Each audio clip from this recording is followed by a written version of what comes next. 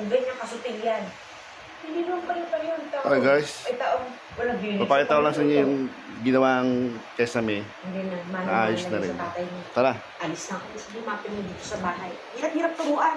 sagdahan to, sagdahanan. Mangyayari sa buhay ng tatang yan.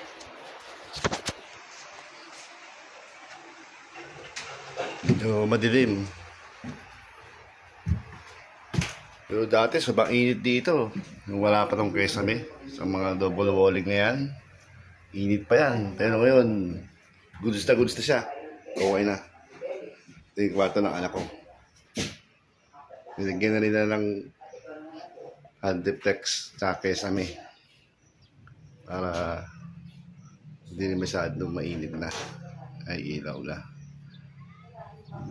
Yung last na upload ko, wala pa to eh. Ginagawa pa lang. Ayan. Ayan, okay na yan. Goods na sa iba, kesame. Ito yung kwarto.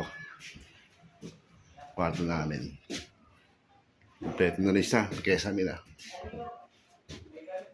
Kasi pag tanghali o hapon, andito yung araw. Pero ngayon medyo, bigyan nila lang kesame na to. May mga ano na rin, handiplex. Yan. Kaya hindi na mainit. JR, okay ka? Tayo sa labas. Ito yung papuntang terrace namin. Yan. Init. Bigyan ko na ng trapal pala di. Kasi andito yung araw pag hapon.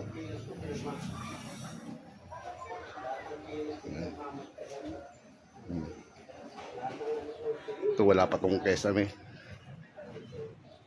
Wala, kiulang sa materials. Yeah. Pero soon malalagyan ko rin yan. Pasta sa loob. Ito yung pababa na. Yung danan. Hindi pa tapos to kasi wala rin materials. Pero konti na lang yan, oh. Kasi na lang yan, oh. Tapos itong kapiraso na lang. Lalagyan na lang yan. Pero so far so good naman. Kaya JR, hintayin mo lang pag nakakaipan ako, papagawa ulit.